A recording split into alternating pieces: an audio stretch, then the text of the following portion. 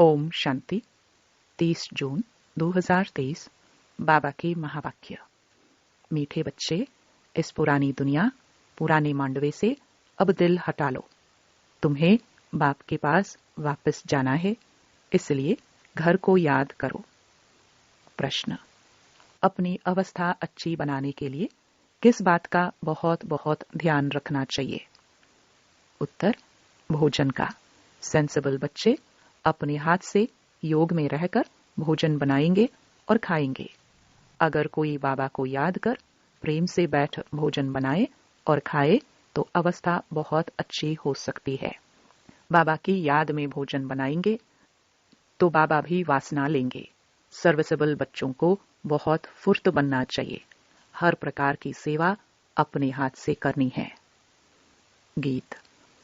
मुझको सहारा देने वाले। ओम शांति। बच्चों प्रति बाप बैठ समझाते हैं। बच्चे जानते हैं हम आत्माएं परमपिता परमात्मा बाप से सुन रही हैं। आगे सत्संगों में तुम ऐसे नहीं समझते थे कि हम आत्माएं परमपिता परमात्मा से सुन रही हैं। यहाँ बच्चे बाप के और बाप बच्चों के सम्मुख हैं। बाप निराकार है और आत्मा भी निराकार है ना। कितने ढेर के ढेर बच्चे हैं, यह बाप बिगर और कोई कह ना सके। जो बाप के सम्मुख ब्राह्मण ब्राह्मणियां हैं, उनको ही बाप बैठ समझाते हैं। तुम जानते हो इस समय सब पापात्माएं हैं। यह कोई पुण्य आत्माओं की दुनिया नहीं है। पुण्य आत्माओं की दुनिया सतयुग को कहा जाता है। अभी तुम बच्चों को बेहद का बाप राजयोग सिखला रहे हैं। अब बाप कहते हैं इस पुरानी दुनिया में देह सहित जो कुछ है उनको भूलना है। उनसे वैराग्य आना चाहिए। यह है बेहद का वैराग्य।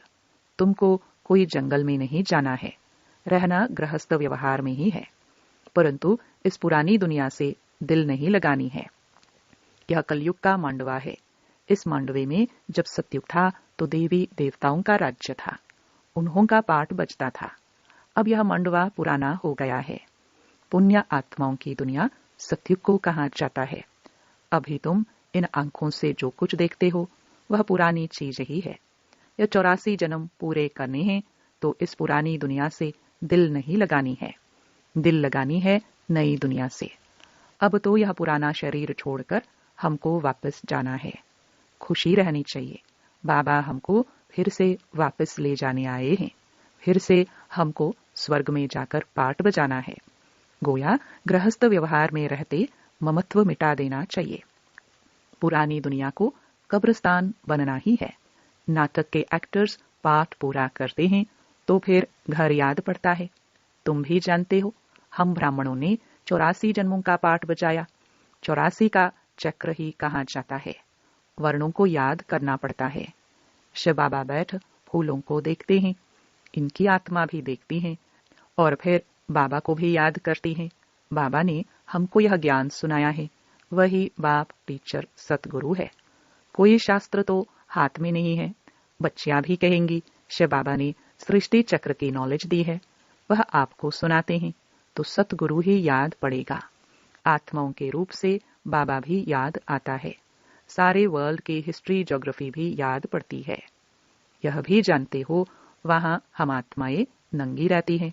बाप तो सदैव अशरीरी है। अभी हमको इस शरीर द्वारा कल्प पहले मुहाफिक शिक्षा दे रहे हैं। बरोबर हम आत्मा हैं। पुण्य आत्मा पाप आत्मा कहा जाता है। पाप व पुण्य परमात्मा नहीं कहा जाता है। सन्यासियों को भी महान आत्मा कहेंगे। अगर परमात्मा सर्वव्यापी हो तो महान परमात्मा कहा जाए। ऐसे तो हो नहीं सकता कि परमात्मा बैठ यज्ञ तप आदि करे। भक्त भगवान को ढूंढते हैं। यह भी ड्रामा के अंदर भक्ति मार्ग की नोंद है।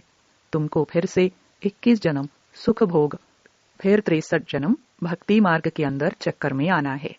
तुम जानते हो हमारा पाठ सबसे न्यारा है। हर एक अविनाशी आत्मा को अविनाशी पाठ मिला हुआ है। शरीर तो खत्म हो जाता है। आत्मा कहती है हमने 84 का पाठ बजाया, अभी हमको पाठ पूरा करके वस्त्र छोड़ना है। इनमें ममत्व नहीं रखना है। आत्मा ही सब कुछ करती है। आत्मा पढ़ती है, कहती है हमने इतना पढ़ा है इन ऑर्गन्स द्वारा। आत्मा इनसे निकल जाती है तो शरीर को मुर्दा कहा जाता है। आत्मा कहती है मैं अमर हूं, तुम्हारी बुद्धि में अभी रहता है। बरोबर इस बेहद के ड्रामा में हमारा 84 जन्म का पाठ है। अनेक एक्टर्स भिन्न भिन्न धर्म के हैं। भारत की बड़ी भारी महिमा है। क्रिश्चियन लोगों को भी भारत के लिए रिगार्ड है। समझते हैं भारत ही प्राचीन है। उस समय क्रिश्चियन नहीं थे, परंतु वह सिर्फ कहने मात्र कह देते हैं कि भारत प्राचीन था। जानते नहीं है वहां तो देवी देवताओं का राज्य था, जिनको भगवती भगवान कहते हैं। गॉड कृष्णा नहीं, लॉर्ड कृष्णा कहते हैं। श्री कृष्ण के अथवा देवताओं के बहुत पुराने ते पुराने चित्र मांगते हैं, क्योंकि फिर भी सबके बड़े हैं ना देवी देवताएं। भारत की बड़ी महिमा है।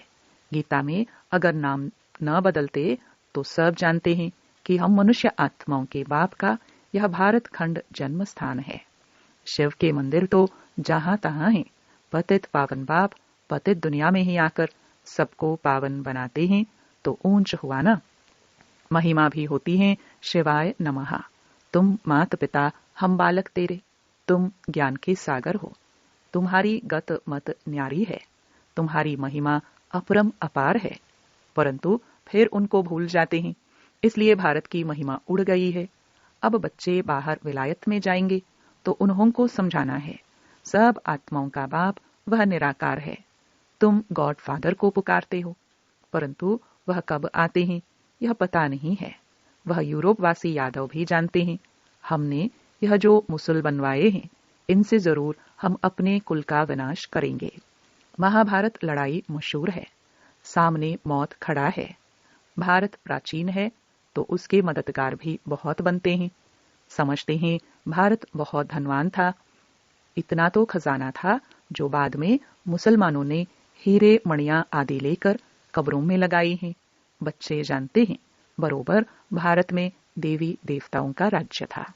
अभी हम फिर से वह राज्य ले रहे हैं। सिवाय योग बल के कोई विश्व का मालिक बन ना सके।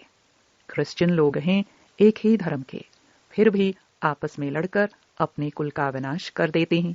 यादव कुल वाले मुसलों द्वारा आपस में लड़ते हैं। यह जानते हैं कि बॉम्ब से सारी दुनिया ही उड़ जाएगी, हम राज्य कर नहीं सकेंगे। तुम जानते हो 2 बंदर लड़ेंगे, मक्खन बीच में हमको मिल जाएगा। तुम पुरुषार्थ कर रहे हो। अब तुम बच्चों को इस पुरानी दुनिया से वैराग्य आना चाहिए, क्योंकि जानते हैं यह सब खत्म होने वाले हैं। याद एक बाप को करना है। कब्रिस्तान को क्या याद करना है? कब्रिस्तान खत्म हो फिर परिस्तान बनना है। नहीं तो सतयुग में इस ही भारत में हीरे जवाहरात की खानियां थी। अब तो सब खत्म हो गई हैं। बच्चियों ने साक्षात्कार किया है कैसे विमानों में सोने आदि ले आते हैं। वह सृष्टि ही नई बन जाएगी। वहां कितने अच्छे अच्छे फल फूल होते हैं। हर चीज वहां अच्छी होती है। गंध करने व दुख देने वाले कोई चीज होती ही नहीं, इसलिए उनको स्वर्ग कहा जाता है। तो अब एक ही साजन सब सजनियों को ले जाने आए हैं। शरीर तो सबके यहाँ खलास हो जाएंगे। यह होलिका आदि सब यहाँ के उत्सव है, परंतु उनके महत्व का यथार्थ किसको पता नहीं है। रक्षाबंधन का भी उत्सव है, रावण को जलाने का भी उत्सव है। बाबा ने समझाया है सारी सृष्टि इस समय रावण का घर है। सब शोक वाटिका में हैं, कितने दुखी हैं, तो सबसे ममत्व मिटा देना चाहिए। अभी हम वापस घर जा रहे हैं, घर को ही याद करना है। सतयुग में जब शरीर बूढ़ा होगा तब समझेंगे अब यह पुराना शरीर छोड़ नया लेते हैं। अभी तुम समझते हो हमको वापस जाना है, इसलिए देह अभिमान छोड़ना है। दुनिया इन बातों को नहीं जानती है। कह देते आत्मा सो परमात्मा, परमात्मा सो आत्मा। बाप समझाते हैं यह झूठ है। अगर भक्त ही भगवान है तो फिर भगवान को क्यों याद करते हो? पतित पावन तो एक निराकार बाप गाया हुआ है। कहते हैं मुझे पतित दुनिया में ही आना पड़ता है, फिर इनको और तुम सब बच्चों को पावन बनाता हूँ। सारी दुनिया को पावन बनाकर वापस ले जाता हूँ। वहां परम धाम में सब आत्माएं पवित्र ही रहती हैं। फिर यहाँ सतो रजो तमो में पास कर अंत में पतित बन पड़ी हैं। यह है सबका अंतिम जन्म। लक्ष्मी नारायण भी अब अंतिम जन्म में हैं। पतित पावन एक ही बाप है। इस सृष्टि चक्र को समझना बहुत सहज है। माताएं भी इस गोले पर अच्छी रीति समझा सकती हैं। इसमें सिर्फ बुद्धि की समझ चाहिए। चित्र पर समझाना बहुत सहज है। बाप बिगर यह नॉलेज कोई समझा नहीं सकते, और कोई के पास यह चित्र है नहीं। इन चित्रों का बहुत बहुत मान होगा। बाप कहते हैं, जो पढ़े लिखे हैं उन्हों को यह झाड़ त्रिमूर्ति का चित्र भेजो, विलायत में भी भेज दो। इनसे फर्स्ट क्लास सर्विस हो सकती है। रूबरू जाकर समझा सकते हो। यह भी नॉलेज है ना। कॉलेजों में यह होनी चाहिए, तो उन्हों को बेहद के हिस्ट्री ज्योग्राफी की नॉलेज मिले। जो ब्राह्मण कुल के होंगे उन्हों को तीर लग जाएगा। भिन्न भिन्न प्रकार के डायरेक्शन बाबा देते रहते हैं। बच्चों को कभी जोश आता है, फिर ठंडे सोडा वाटर हो जाते हैं। बड़ी बड़ी यूनिवर्सिटीज में यह चित्र दो। चित्र जाएंगे तब तो किसको तीर लगेगा ना। विलायत के बड़े बड़े आदमियों को फ्री दो। बेहद का बाप कहते हैं, तुम फ्री दे सकते हो, परंतु ऐसे नहीं ट्राम व बस में जो मिले उनको देते रहो। लायक भी देखना है। इनमें बड़ी अच्छी नॉलेज है। बड़े बड़े दुकानों पर भी दे सकते हो। मेहनत करनी चाहिए ना। सर्विसेबल बच्चे सर्विस कर सकते हैं। हर एक की अपनी अपनी सर्विस है। माताओं को भी घर में सर्विस करनी है। चित्र उठाकर फिर प्यार से बैठ समझाओ। छोटे छोटे बच्चों को चित्र पर बताया जाता है ना। कोई 4 मास का बच्चा है, कोई 6 मास का, कोई 2 मास का। अब तुम्हारी बुद्धि में है कि 84 जन्म कैसे लेते हैं। अब ब्राह्मण बने हैं, फिर देवता बनेंगे, फिर क्षत्रिय। ऐसे ऐसे अपने से बातें करनी चाहिए। तुम पारलौकिक बाप से बातें करने वाले हो। यह है विचार सागर मंथन करना। जितनी सर्विस करेंगे उतना इजाफा मिलेगा। तुम गॉडली सर्विस पर हो। बाबा कहते हैं, भल गृहस्थ व्यवहार की संभाल करो। 8 घंटा इस सर्विस में लगाओ। तुमको बेहद का खजाना मिलता है। सारा दिन बुद्धि में यह स्वदर्शन चक्र फिरना चाहिए। 84 का चक्र याद आना चाहिए। यह भूल क्यों जाते हो। जितना सिमरन करेंगे उतना बाप के गले का हार बनेंगे, फिर विष्णु के गले का हार बनेंगे। घड़ी घड़ी बच्चों को समझाया जाता है। यहाँ धारणा अच्छी होगी, क्योंकि यहाँ कोई मित्र संबंधी आदि तो है नहीं। सर्विसेबल वह जो सारा दिन सर्विस में लगा रहे। बाबा की मुरली सुने, रिपीट करे, नोट करे। टीचर समझते हैं हमारे स्कूल से बहुत पास हो निकले तो गवर्नमेंट इजाफा देगी। तुम ब्राह्मणों को भी ऐसा रहना चाहिए। हम झुंड का झुंड अच्छा तैयार कर बाबा के पास ले जाए, इसको कहेंगे सेंसिबल। अगर कोई मेहनत नहीं करते तो रिपोर्ट आती है, आराम तो हराम है। टीचर ऐसा फुर्त होना चाहिए जो 10 सेंटर संभाले, इधर उधर भागता रहे। 5-6 घंटा नींद काफी है, बाकी मेहनत करनी चाहिए। अच्छे सेंसिबल बच्चे कोशिश कर भोजन भी अपने हाथ से बनाएंगे। बाबा को याद कर प्रेम से बैठ भोजन बनाए और खाए तो अवस्था बहुत अच्छी रहेगी। बाबा भी चाहते हैं अपने हाथ से बनावे। बाबा को याद कर बनाएंगे तो बाबा को भी वासना मिलेगी। बाबा की याद से बहुत अच्छी उन्नति होगी। स्वदर्शन चक्र फिराते रहो। अच्छा, मीठे मीठे सिखिलदे बच्चों प्रति माता पिता बाप दादा का याद प्यार और गुड मॉर्निंग। रूहानी बाप की रूहानी बच्चों को नमस्ते। धारणा के लिए मुख्य सार। पहला, अपने आप से व्यापार लौकिक बाप से बातें कर विचार सागर मंथन में बुद्धि को बिजी रखना है।